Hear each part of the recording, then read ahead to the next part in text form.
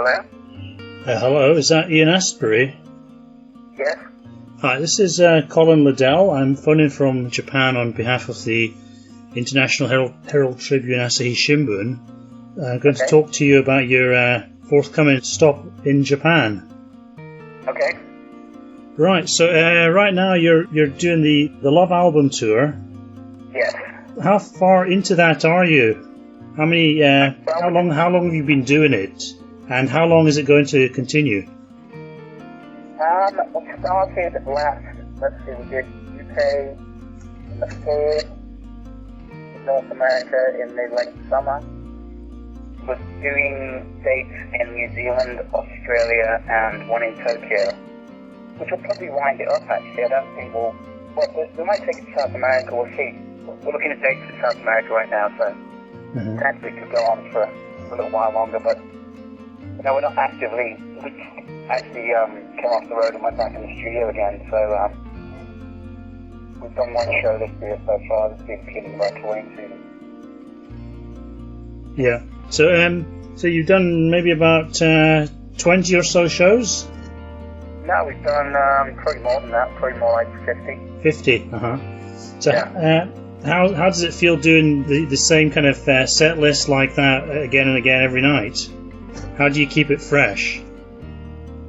Well, every night's different. I mean, every venue's different, every audience is different, every day's different. You get up differently every day. I mean, it's interesting because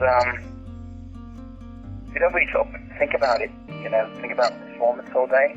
When we're actually in the performance, you're kind of very present, and I think that's probably how you keep it fresh, is not to carry it around with you all day long, Yeah. There's something about music. I mean, one of the things that we never see when we see written. I mean, a lot of what we know of music is is communicated by language or in the written word, and people read a lot of reviews and things that communicate verbally. But the real thing is it's an intuitive form, so it's really more about the emotive quality, and that's something that you really can't explain with language. So a lot of the work is done. Once you step on that stage, you enter a sort of a place of, it becomes more of an emotive process, and it's more about what kind of, being in the right emotional place to form the songs.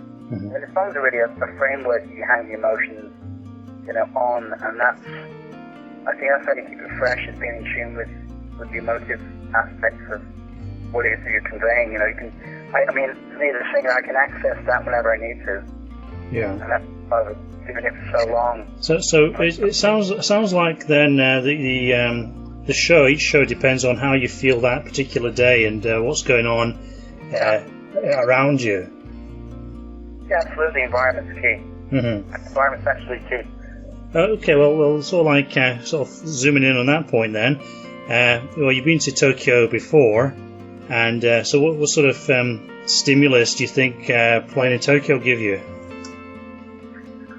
Well, for me, personally, I mean, I've been going to Tokyo a lot. I have friends in Tokyo, so for the past 10 years I've been going. I was going at one point several times a year, 3, 4, 5 times a year, traveling to Tokyo, and it's more to do with like art and fashion as opposed to music. Although originally I've become friends with the band Boris, which is a very Tokyo band that I admire greatly. But we played two shows in 1985 in Tokyo. We played Osaka and we played Tokyo. Yeah. Different venues, but so I had a long love affair with Japan, since '85. I mean, that's 25 years. Yeah. Growing up in the north of Britain, Scotland and England, and I think Japan was like the most exotic, otherworldly, especially Tokyo, place that we'd ever been to. Well, that's one of the reasons I ended up here, I guess, but keep going. It's like science fiction instantly, so everything we've seen about the East was kind of, I mean, I wasn't prepared for, everything. I mean, my God, the architecture, the language, food, hospitality, just a level of intelligence. I just became obsessed with Japanese culture, and what sort of things in particular about Japanese culture intrigue you the most? I mean, is it the kind of like the Shintoism, the different mindset, the technological aspects? I think it's like this idea that there's no separateness from nature. I mean, the Japanese seem to be a culture that really is in harmony with its environment. I mean, I know there's a lot of problems with modern Japan in terms of stress and everything, but... Hopefully you're not talking about bonsai trees. No. What's that reclusive people?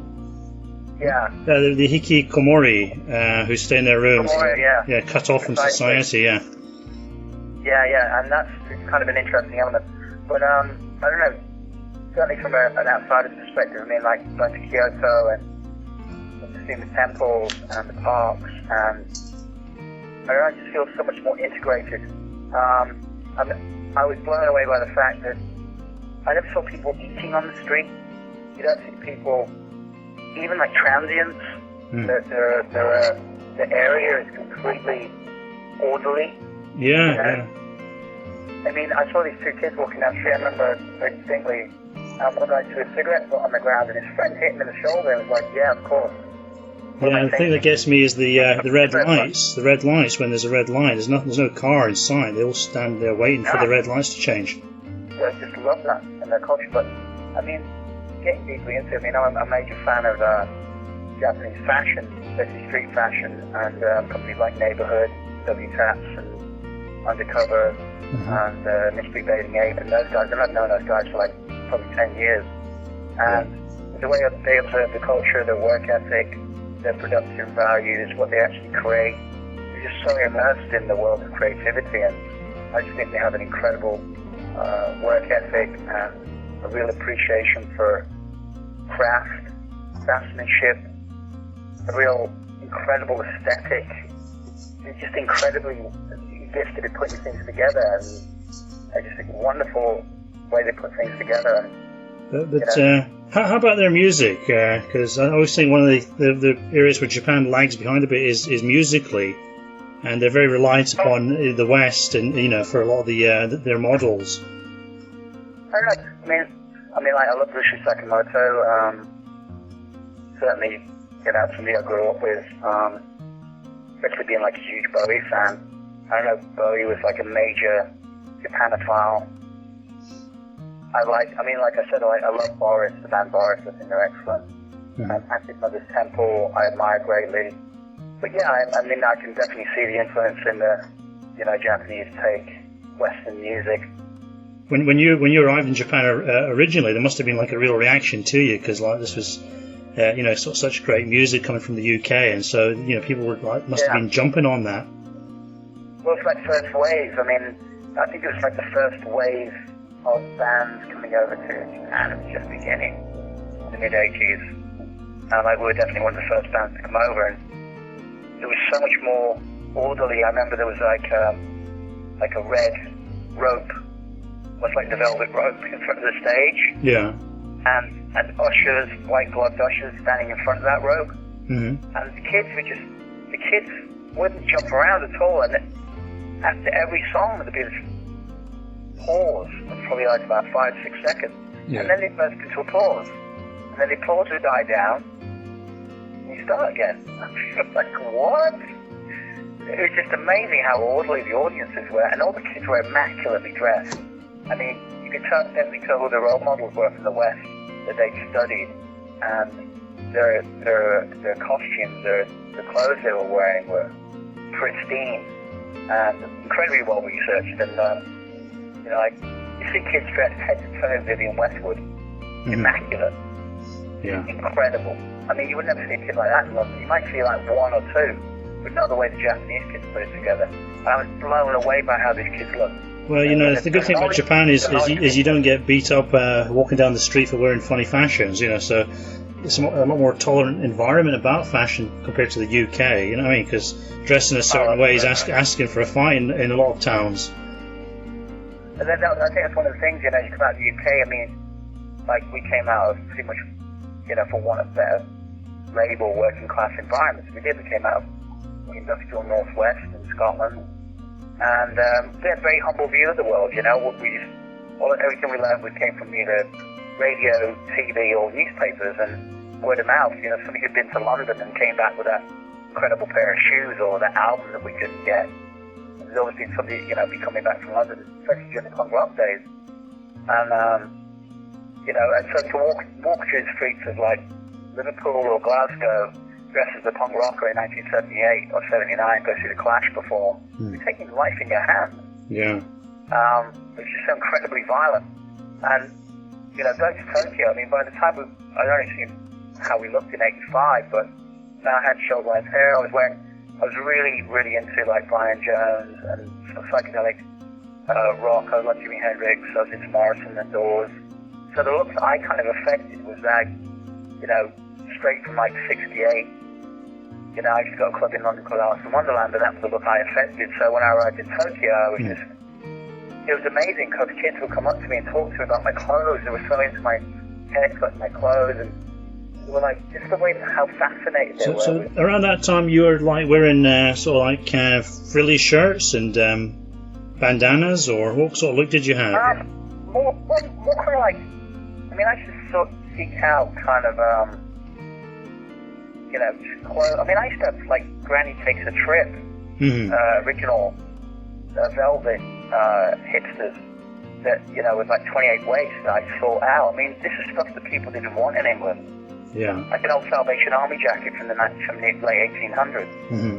I mean, I really studied kind of like what the kids were into in 67, 68, 69. That look was just amazing to me. And just think sort of dandyism as kind of romantic, throwback, I guess, to the kind of symbolist poets and, you know, Byron and Shelley, that kind of romanticism. Well, it's sort of invoking a lot of stuff, wasn't it? And that probably kind of fed into the music as well, I'm sure. Yeah, absolutely. I mean, it was escapism. If you go back to that period, you know, being young and growing up in that period, I mean, it was basically year zero. It's like punk rock had finished. You know, the major rock stars, the Stones and the Beatles and all those guys, and either as individuals or groups become unobtainable. They no longer spoke to individuals in the street, really, except for the music from when they were younger. But there's no we didn't really have that music for ourselves. It's like the fans had picked up, the fans had become the musicians. I mean, the fans of the Pistols and the Clash had become actual musicians. So, you know, most of our heroes had kind of disbanded, and we were sort of almost abandoned in some ways. I mean, I think Ian Curtis would have been very important had he stayed alive, but and plus I was in a band at 19, so maybe I have a different perspective, you know, maybe I'm speaking out maybe from an audience, because I still have Bowie. I mean, I still love Bowie immensely, and Iggy and Bowie, and I still have those guys, and they're still making, I mean, I love Serious Moonlight. I love that record, it's amazing. I mean, I love Scary Monsters. I think they're incredible records.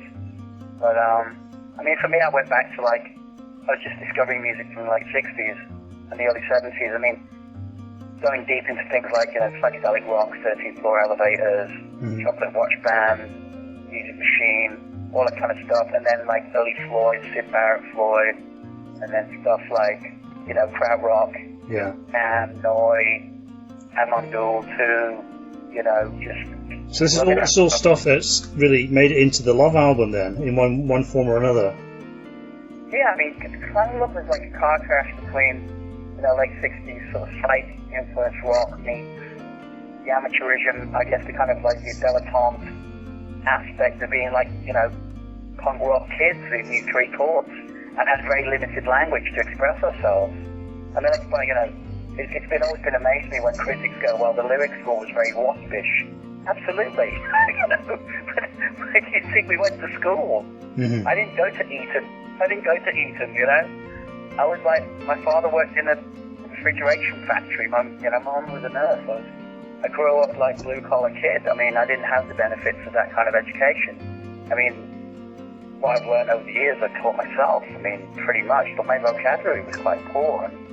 I wasn't well-educated, I would say. But I mean, that can be an advantage, because if you're over-educated, you know, that can get in the way. And, you know, when you've got less words, you sort of make them count for more. Well, I think, again, you know, it's like on paper you can pull things apart. But again, to me, what makes a great performance, great piece of music, whether even great piece of acting, whatever, is the emotive quality, that truth, that kind of like authenticity in the performer. That's what that's what I really respond to.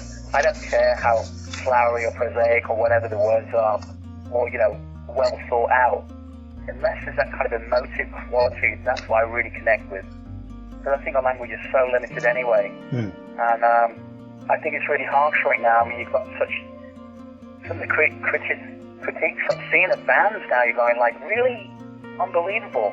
It's almost like you're taking like dropping a nuclear bomb on something that should be treated more with kid gloves, and really harsh critiques of college and university educated experts. Well, it's all ego-driven sneering, a lot of it, isn't it? A lot of music criticism, jealousy, I have to say. Fear and jealousy, and the sad thing is, there's so much space out there. There's room for everybody, and there's plenty for everyone to go around. And this idea of coveting something like it's yours, this intellectual bourgeoisie kind of coveting this, coveting like the language, coveting, intelligentsia, fashionistas, all that kind of stuff. I hate that kind of snobbery, and that in a lot of ways has killed the arts to a great degree, and that's why we have a... Well, I'd say that's something that's very typical of Britain, especially. I mean, the British culture is very geared that way.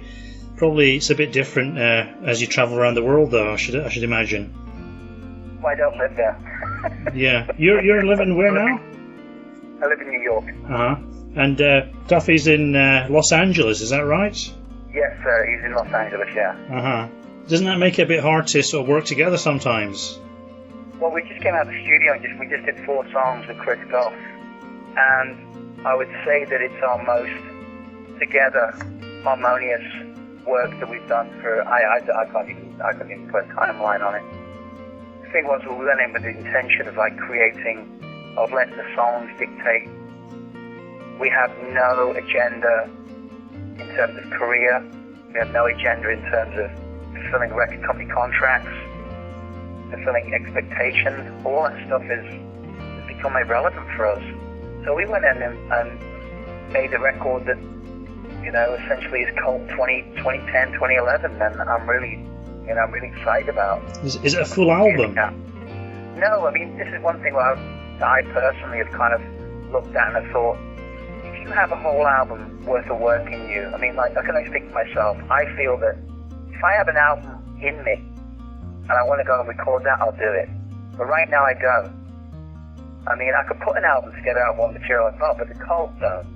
But what I think the Cult do have is we write great songs on the spot.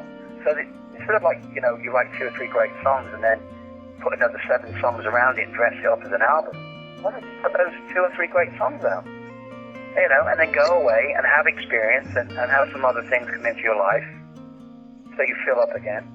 And then when you've got something to say, release it again. And that's the whole idea of working with the idea of what I call a capsule now. Not an EP, a capsule. The idea of it's a capsule collection, which I borrowed from fashion, which is when they usually do a collaboration. 2 companies like, say, Watanabe and Comme des Garçons will do a collaboration together and do 4 or 5 pieces, a pair of shoes, and maybe some perfume. They call it capsule collection. I thought it was brilliant. So the idea of 2 new songs, a re-recorded version of an older song, maybe mixed differently or sang with different lyrics or cut up differently, arranged differently, then a cinematic version of a song that's mixed with all the vocals out of it, maybe putting strings and piano, whatever, make it sound more like a film soundtrack, and then along with that, a short film, not a video. This is film. It's an actual film. Yeah. Maybe the songs will be used as a part of the soundtrack, but the film is, I have its own integrity as a film, as a piece of film. And I've been making films. This is very reminiscent of the kind of cinematic ideas behind some of the Doors music as well. Absolutely, and that's something that's really obviously how can I be with Ray and Robbie for nearly 4 years of my life and then not be influenced by it? I mean, one of the most profound moments when I was a kid was going to see Apocalypse Now. I was seeing it in Glasgow.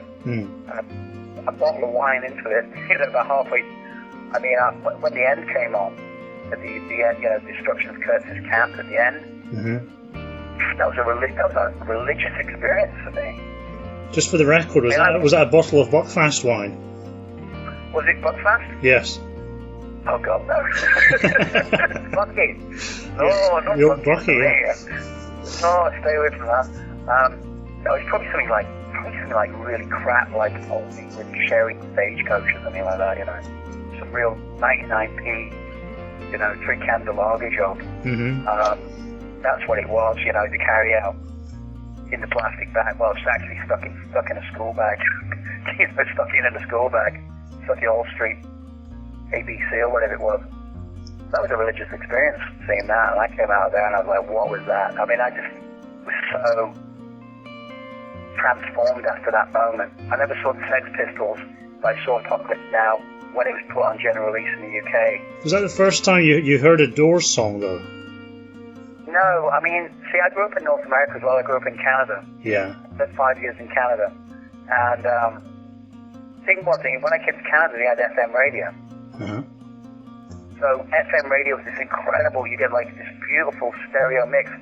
When you put on this, I remember the station in Toronto called Q107 maybe. And on the weekends, they would play the entire albums. They go like, you know, and that was the first side, the dark side of the moon. Now we're going to play the other side. No commercials, completely uninterrupted. They play Roxy music. I mean, I remember here like entire Bowie albums, Roxy music albums, T-Rex, Floyd, Zeppelin. I mean, just the whole record. I mean, it was just unbelievable to sit there as a kid with the radio and just sit. I mean, I was really drawn into that. Really like reclusive in my bedroom, very isolated. And the music, all I wanted to do was go home. I just wanted to go back to Britain. I missed it so desperately. My parents decided we're going to emigrate, so the music really kept me, you know, I had a passion for that as a kid. Film and music, strangely enough, I mean, since I was very young, very, very young. About your time in Canada, how old were you at that time? I moved to Canada when I was about 11 and a half, and I left when I was 16. And it was like somewhere in the middle of nowhere, or one of the big cities, or what? It was Hamilton, Ontario, which is just south of Toronto, and it's probably known best for its steelworks, Dofasco and Stelco. And all that steel that they used to make there used to go down the Great Lakes to Detroit, to the automotive industry. And that's when my father worked in that kind of industrial area, and both my mother and father contracted cancer in that city, and both subsequently died of their cancers.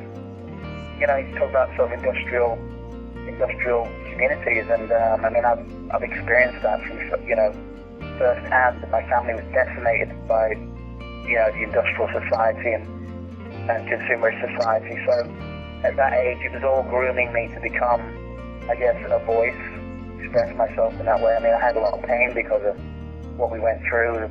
We all seemed to be just above the breadline. I mean, we had a roof over our heads and everything, and we had a car that worked, but, you know, we had the basic bare minimum to keep us going, and not a Dickensian sub-story by any stretch of the imagination.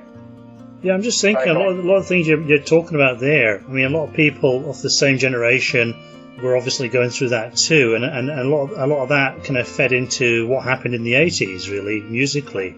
There was a bit of escapism. There was a lot of grit. You know, there was a lot of interesting things in the 80s, wasn't there? I mean, I think personally, it's a very underestimated or underregarded musical decade. Yeah, absolutely. I mean, I think that a lot of those bands, the post-punk bands, I mean, started off in Joy Division, probably Dirty Column and bands like that, certainly what Factory were doing and Tony Wilson. And then, you know, going to things like Public Image. You know, we were like refugees from the... I mean, I was born 17 years after World War II, and we were still in this kind of like refugee Britain. It was still, you know, they've had the Summer of Love, but that had all fallen away, and the Pistols came as just total dystopia. And there's basically people saying, there's nothing down for you, there's no work, there's no future, it's year zero, 1984, George Orwell, Thatcher, there it is, bang, you're going nowhere, there's nothing, don't even think about being anything colourful. You know, what you had like the Socialist Workers' Party and the NF, and all those people on the streets being active and violent and really dire, and it was horrible. in some ways, it's almost like for a lot of parts of Britain, the 80s was like a delayed 1960s, because like the 1960s kind of only happened in certain select neighbourhoods, and then it didn't really, reach a lot of parts of the country until later. Absolutely, that's well said. Actually, that's a very good observation. Yeah, the 60s didn't happen in, well, I mean, probably the pop aspects did, but that kind of like incredible free love and, that seems all happening not in Ilgate, didn't it? I mean, sure a little bit happened up north a little bit, but everybody seemed to come to London. London was the real epicenter of what was going on. But definitely acid house kicked in, that took over the whole country, and that was something completely different. But by that point, we were already gone. By that point, we were like road weary. We'd already been on the road for 6-7 years. We were like old road. We were like old veterans, old soldiers who'd been through many campaigns, and we were like, watching our friends die. I mean, people were committing suicide and dying and ODing at an incredible rate at that time, the late 80s. And certainly, a lot of musicians, rock musicians, friends of mine were dying of all kinds of things, and AIDS, drug-related stuff, suicide. I mean, and the way that, we were kind of run through by the way that the industry was, you would tour for over a year, and then you go straight back into the studio. Mm-hmm. So we were working for the man, and we definitely felt it. So by the time the early 90s came, I was just ready to bail out. I wanted out. The whole thing, I wanted out. More than anything, it's just I was exhausted, literally exhausted. Yeah. Well, after the Love album, and that kind of opened things up a lot for you, and then I think you were targeted much more in America, and you went for kind of a heavier sound, and even showed in the way you were presented. You know what I mean? So, and obviously that would have meant a much harder workload as well, because America's one of those places where you've got to go everywhere to actually break it. You know what I mean? It's not like the UK. Yeah, and especially in the day, because America could take years to break. You'd have to keep going back and keep touring and keep going back and doing interviews and touring and having a presence. I mean, MTV helped immensely, but we still were going out doing 180, 200-day tours through the sort of like 86, 87 through 90, 93, 94 even. We'd be doing these incredibly long tours, and great, and then the internet comes along. Yeah. You don't have to do that much. Well, that's why somebody like Lady Gaga can happen so quickly. It's all internet driven. Yeah. I mean, I was just reading she had she's the first person to have 1 billion views on the internet. Yeah. First artist to. Peter Board hit the nail on the head. Society is a spectacle. It was one about Warhol famous 15 minutes. I think it's more the Situationists. They saw it coming. They called it.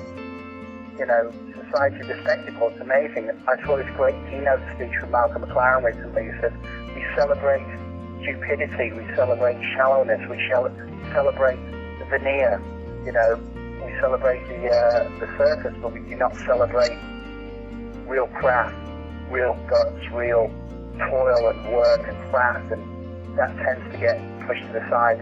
Whatever, directly in front of us, that's sweet stuff that we can just instantly get an instant reaction from, that's what we celebrate." But, I'm not kind of big reactionist against the way things are. I'm not a big nostalgist. I don't go, "Oh, it used to be that you'd have to, lift your own body weight." No, I mean, it is what it is. So, I ain't going to stop the iPad. No way. You have to embrace it. You have to embrace it. Yeah. You're going to get lost by it. Well, the way you're making music now is it's a lot more suited to the technology, and it's not sort of tied to the old traditional album format, which was basically dictated by the kind of constraints of vinyl and the size of a record player. You know what I mean? So you've kind of embraced the technology in that way. Yeah, the formatting. There's a wonderful, those little 33 and a third books. There's a series of books on albums. I think Mojo put them out. Yeah. They're called 33 and a third. Yeah. There's one on Radiohead. There's one on OK Computer. There's a brilliant dissertation by I think it's an Oxford professor, and he says how formats have driven music. By the formats driven music, when the 7-inch single came out, people started writing pop songs at 2 minutes, 3 minutes long. It drove the whole industry. So the artist was focused on that format. And then basically vinyl gave more dimension to the album, and then the CD became, then you started seeing people put 16 tracks on a CD, and then the music got really poor. Now it's like, I think what's really suited the format, the attention span of the audience is very short. So my idea is like, give them higher quality, less of it, but higher quality. I'd much rather have one or two songs from an artist who I absolutely worship, admire. Like if David Bowie dropped a song, one song, even now I'd be really excited, but I'll take one good song over an album of mediocre material any day of the week. But this is all very horrendously ironic, because you are coming over here to play a whole album from end to end, really, aren't you? And well, we are. I mean, that's the calling card. I mean, that gets us in the door. But what we're doing is the cult touring entity is to go out on the road. You have to have some kind of marquee, something that's going to go on the marquee that's going to draw the audience in. And for us, it was like, one of the ideas was reintroducing an audience to an album that we felt was probably our most earnest, purest record that we've made, and a lot of those influences still influences that we have today. But we basically performed a lot of albums, then we take a break, like two separate sets, distinguished by just different looks to the set. But then the actual set, we will play whatever we want to play that night. Yeah. We might even. It's not really an encore or anything like that. It's just two halves of a show. Yeah. So we play we play the album with the intent. It's not like we play note for note perfect. Absolutely not. We play differently every night. But so the first half of the show is the same every night. The second half it varies a lot. Yeah. Yeah. It really depends on how we feel. I mean, we chop and change songs. We chop and change songs in the second half of the set. And it's worked very, very well, because when we come out with the second half of the set, the audience are like, "There's going to be more?" We're like, "Yeah." The last thing is like, "Yeah, that's what. Yeah, we're here. We've done a lot of that. Now it's time to like stand up in your seats and kind of get involved." And so it's worked out really, really well. And and I was really happy, because I kind of conceived the idea of being two separate sets, and everyone's like, "Oh, we can't do that." And I was like, "Why not? Do whatever you fucking want. Mm-hmm. Why not? It's 2010. Do please. I mean, come on. You're old enough, Yeah, you're old enough. You do whatever you want." And I think that those are the kind of formats that I want to see when I go to a show. I mean, who's got the biggest ego to think an audience is going to want bludgeoning for like 2 hours, 3 hours, whatever? It's like great people on about like shows that are 3 hours long. In the day, I mean, a great show, maybe see a door show. Some of them, like, I spoke to Ray and Robbie, they play half an hour at the lead stage. Sometimes they play for 3 hours. But now we have venue constrictions and blah, blah, blah, blah, and contract restrictions. Like on contract says, you must perform for 35 minutes, 120 minutes, 95 minutes, whatever it is, Mm-hmm. And if you go over, there's union charges, or if you go over, it's like, there's some kind of building insurance charge or something crazy. So a lot of these formats are driven by the venues, companies like Live Nation, whatever, the actual venues have policies of security and staff, and, Yeah, it's a kind of, when you mention Live Nation, it just reminds me of Starbucks for some reason, this kind of globalization, and everything's having to be on this, in the same format and to fit the same size, one size fits all, that kind of mentality. One size fits all, absolutely. And I think we're seeing kind of a healthy reaction to that, in the sense that some people are walking away from that kind of experience and creating their own reality. There's a whole kind of like a psychedelic, organic, hippie folk to kind of like darker, more pagan-esque music scene happening in the United States, which is fascinating. People are going and playing unestablished venues. I've got some friends who have a band called Sun, S-U-N-N. Yeah. They're from Seattle, and they basically don't have a drummer. They play drone. It's almost like a black mass of, they're heavily influenced by Indian raga, and they just create these tonalities, and it's an incredible ritual. And they play in, they would never play they would never play a Live Nation venue. They play places like this place called the Brookdale Lodge, where where affluent actors and businessmen would take their malls in the 1930s. It's an old 1930s lodge up at South San Francisco. Uh-huh. It's an amazing place. They play these old houses and Masonic lodges, and the idea of you see that a lot in New York, like people going to, taking over old warehouses, and I love that. I mean, that's amazing. So I'm down for doing a bit of that. I mean, we've been talking about the Coldplay Indian reservations in the United States, going out and performing purely on reservations. And the reason playing Indian reservations is because they have completely different laws on the reservations in terms of, noise restriction and, what time you can perform at. So the idea is you go on stage at midnight, and we perform all the way through to the dawn, till the sun comes up. Coming out of these urban areas, I think we play like next to sort of Phoenix, and you have to drive 80 miles out to the desert. You're on Indian land, and then it's like, it begins at midnight, and everybody comes and is part of the spirit of that event. See, once you start doing that, a lot of people end up being late for their job at the office the next morning. Good. Which is probably what they need. Absolutely. I think that's what we all need, is a bit more of that right now. It's overwhelming. The information age is, we're getting lost in it. And, I'm a huge fan of Terence McKenna. Brilliant man, visionary, shaman. Wrote a book called Archaic Revival. One of the most eloquent spokesmen for expanded consciousness and connectedness to the earth. In fact, it's amazing that we look at Avatar, and Avatar is the biggest film of all time. And a lot of Terence McKenna's kind of ideas and observations are expressed in Avatar, like a species of humanoids that are more highly evolved, more sensitive, more connected to their environment, directly in harmony with the natural world and the natural order of things, and that being something to aspire to instead of something to destroy. And that's kind of like more what I would advocate in that way, is something more along those lines. And technology is amazing, but human technology is amazing as well. Human sensitivity is amazing, and I think that the real, journey we're on right now is to discover more about our awareness, going the inward journey, this inward journey, and discovering God or whatever that is within ourselves, and sharing that. I mean, really, we're still fighting these medieval wars over religion, unbelievable. 21st century? Oh my God. Yeah, but can I just put you on the spot and ask what do you actually believe in?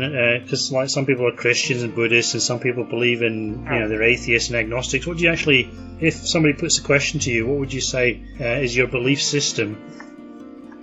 Well, I wouldn't pin myself down with one belief system, one philosophical system. I think they all basically are jump-off points to the same conclusion that the ego is only an aspect of self, and ego is almost like a grounding self-identification thing. But there's somewhat it is made up of something far more profound than that. And I believe in expanded consciousness. I love the idea that time is curved. The time, if you travel quantum physics, the idea that time is curved. If you journey out far enough, you'll come back to the beginning again. Yeah. Wrapping your head around, and that's what scientists. So these are the conclusions that are coming back. This is the intelligence that's coming back to the scientific community. But they're also coming back to the fact that talk about the Boson's particle, God's particle. They say we found that we've identified the smallest quantum particle, and it disappears, and they don't know where it goes. Science can't explain it. So I think that we get out of the realm of language and symbolism and labeling of philosophy and language and culture and all that kind of thing, and then it becomes an intuitive thing, and it's an answer that I couldn't give verbally. I'd have to look at you, and if we look at each other, we'd understand each other. I wouldn't have to label it or say anything about it. Those moments you've been with someone you're very close to, and you look at each other at the same time and you just go, You don't say anything. You just know. And that's I couldn't put a label on that. I could not put a label on that. But I know Terence McKenna, right now, he's the most important guru, shall we say. For me, I'm deeply into his observation. I completely endorse his perspective. A lot of people would peg you as some kind of pagan.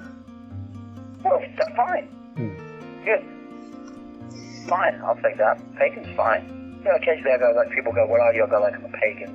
You know, Buddhist, pagan, Wiccan, naturalist, libertarian, whatever, you know. I mean, there's expanded consciousness, there's wisdom in that.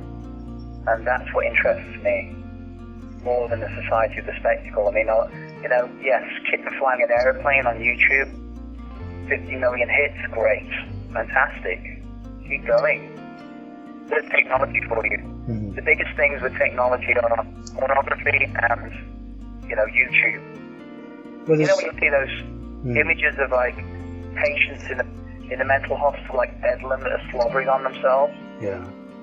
That's kind of like what we must look like looking at that shit.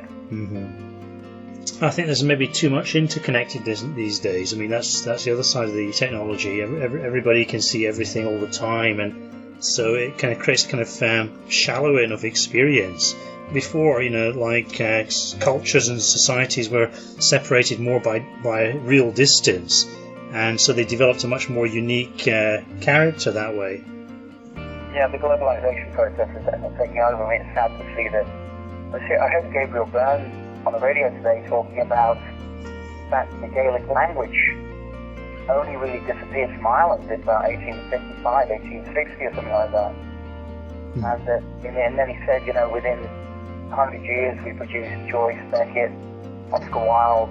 You know, we basically took the English language and just completely took it to another level in theatre, in poetry, in literature. You know, the Gaelic language, he was speaking in Gaelic, and it was amazing when he was speaking in Gaelic, all of a sudden, I personally felt this deep movement within myself that was like connecting to something far more profound, the language that actually sounded like it came from nature, you know what I mean? And just felt that connectedness to that language, and it was very rich in that, very rich. And my language, I don't know, the English language, it just feels so inadequate. And with the Japanese, when I'm with my Japanese friends, and the way that they're explaining in incredible detail about something so small, you know, something like really, like the way a napkin is folded or something, and why that's folded that way, and why it's important, and why, I'm just fascinated by that. And, you know, I go back to Britain and it's just Chab Central. It's shockingly poor. Well, it seems to be the difference between a kind of very rooted culture and a kind of rootless culture, because because we're part of the English-speaking world. English-speaking culture is very rootless now. It's become globalized. It's the first one to be globalized, and Japanese is still clinging on to its own locale, its own identity, its own idiosyncratic way of doing things because of the language. And you could probably say the same thing about Gaelic, where it's still spoken, a culture which is still rooted in the one place, which is still resisting globalization. One thing that we're seeing in North America is we're seeing indigenous Native Americans, now with the advancements in technology, going, more and more communities are going, really all out to try and capture whatever elements of their culture they have and get it recorded and get it digitally available to the communities and make it accessible to things like language, ritual, all those elements that make a culture. They're basically trying to encourage their language and their rituals being spoken in the 21st century. Hello. Yeah, I got cut off. The card ran out. I guess we were rambling too much. Get me going and that's it. I get going on this. I'm like, don't get me going. I can't stop. Yeah, but anyway, I think I've got plenty of material for the article, which is a good thing. Yeah. And so I'll probably just leave it there, and maybe hope to see you when you come over. That'd be amazing. I mean, one thing you will not get with this whole is a Jock Rock experience. Just when I explained to a friend of mine, Mm-hmm. what the fuck happened to American music? I said, what happened to American music was that the kids that used to play sports picked up guitars, and all those kids that were like really kind of introspective and, you know, androgynous and slightly damaged, those poetry kids, they kind of turned into really, really, really anemic. I don't know, they've become very, very weak. Gene pool has become very weak in the poetry department. Mm-hmm. Of those wonderful romantics that we used to have. It's become completely outrageous, like Lady Gaga, which isn't really that outrageous. For fuck's sake. Come on. You know, Elton and Mick and, you know, Iggy and David, they were way more outrageous than Lady Gaga. So you're saying that the kind of more introspective, introverted, creative types tend to be pushed down a lot more and forgotten. Yeah, I think so. And you know, it's just and also this kind of like piousness that's come into this. The kind of like the REMs and the sonic youths of the world have become these overseers of what is considered to be, you know, artistically valid. And sort of like artistic political correctness. Precisely. And that's become like an institution. Mm-hmm. And that institution isn't accessible to everyone because not everybody comes from educated backgrounds or has that base, you know? Well, it's a kind of Puritanism, isn't it? That those kind of attitudes which underline that way of looking at things. Thank you. It is very puritanical, and you know, that's one of the reasons that people used to say, why do people play rock music? Why don't you guys sort of evolve into more kind of like, you had the Smiths coming out, you had REM coming out, more textural, kind of pastoral kind of music, and I was like, because I just found that to be really, I just despise that whole looking down your nose at someone, you know, being lofty and well, you're going for something more visceral, aren't you? Because like when you sort of like play rock music, you're connecting to different levels, and if you're, you know, keeping it very, very polite. Yeah. Well, the music, I think the best, you know, Robert Plant described it as like it has to happen from the waist down, to the neck up. You know, I don't want to go to a concert where I'm like, if I want to be intellectually stimulated, I'll read a book. Maybe I'll watch a film. When I go to a concert performance, there's an exception to every rule. When I go to a performance, I want to be emotively moved. I want to have catharsis. I want to have an emotive experience. Would you say it's a kind of middle class, working class kind of dichotomy there? I think it's just that whole thing of like intellect versus, you know, brains versus sexuality. That kind of like that, like you're saying, that kind of really puritanical fear of letting go. Mm-hmm. What happens if I let go? Oh my God, what's going to happen? Yeah. What happens if I release the barbarian? And it's interesting, like all these kind of like pseudo-intellectuals now are embracing things like, you know, Sabbath and Zeppelin, and like it's, you know. Oh, but they're doing it ironically, I think. Yeah, they're going to be tongue-in-cheek, but they're actually really getting to what it is, though. Uh-huh. The reason why Led Zeppelin are still, kids are still picking up against, you've seen that, you must have seen It Might Get Loud with Jimmy Page and Jack White and The Edge. Oh, yeah. When he plays the riff, you know, it's a whole lot of love. Mm-hmm. They're both sitting there with their mouths hanging open. They can't believe, and he's the only one that talks about the music being orgasmic, it being rude. He talks about it like it's a fucking... You can't be a big dirty old riff, can you? No. And he's talking about it in a very sexual context. He's talking about it in a really emotive context. And, you know, got Edge with all these, like, la la la, lots of different sound effects. And then Jack White, you know, and like wacky pastiche. Ah, Spider, he got 8 legs. Like, that's not what the blues is about. It wasn't Tim Burton, dude. Tim Burton wasn't the guy who created the blues.